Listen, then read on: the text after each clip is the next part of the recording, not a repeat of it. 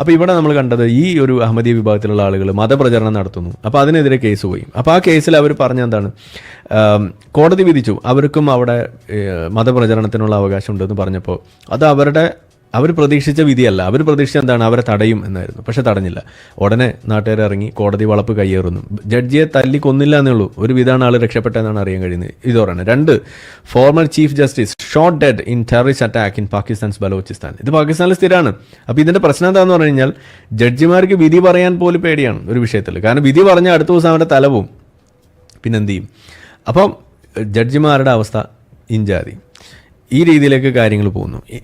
ഇതുപോലെ പല കേസുകൾ 1 2 ഒന്നല്ല എടുക്കാൻ പോയി കുറേ ഉണ്ട്. ഇനി ഹോം ഓഫ് പാകിസ്ഥാനി സുപ്രീം കോടതി ജഡ്ജ് അറ്റാക്ട്, അതായത് സുപ്രീം കോടതി ജഡ്ജിയുടെ വീട് അറ്റാക്ക് ചെയ്യുന്നു.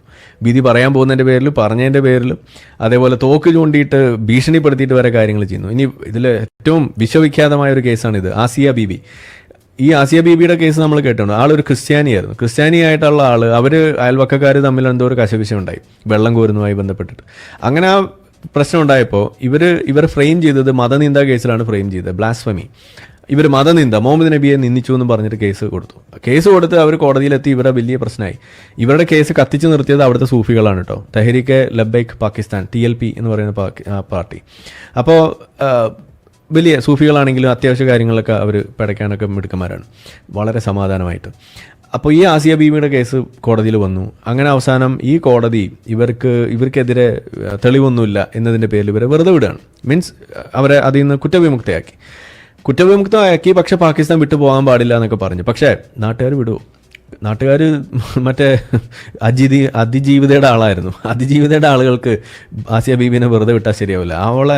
അവളെ തൂക്കിക്കൊള്ളണം, ഇതാണ് അവരുടെ ആവശ്യം. ഇവരെ പിന്നാലെ കൂടി ഈ പെണ്ണിനെ തല്ലിക്കൊന്നില്ല എന്നേ ഉള്ളൂ. അങ്ങനെ അവസാനം ആസിയ ബീബി ജീവനും കൊണ്ട് വേറെ ഏതോ നാട്ടിലേക്ക് പോയി. അങ്ങനെ പിന്നെ സ്വിറ്റ്സർലാൻഡിൽ, അവിടെ യൂറോപ്പിൽ വേറെ ഏതോ സ്ഥലത്ത് പോയിട്ടാണ് കുറേ ആളായിട്ട് ഇപ്പോൾ അവിടെയാണ് ജീവിക്കുന്നത്. ഇപ്പോൾ നാട്ടിലേക്ക് തിരിച്ചെത്തിയെന്ന് അറിയില്ല. ഇതാണ് അവസ്ഥ. അപ്പോൾ നമുക്കിഷ്ടപ്പെട്ടുള്ള വിധി അല്ല വരുന്നതെന്നുണ്ടെങ്കിൽ അതിനെതിരെ നിൽക്കുക എന്ന് പറയുന്നത് അതല്ല അതിൻ്റെ രീതി.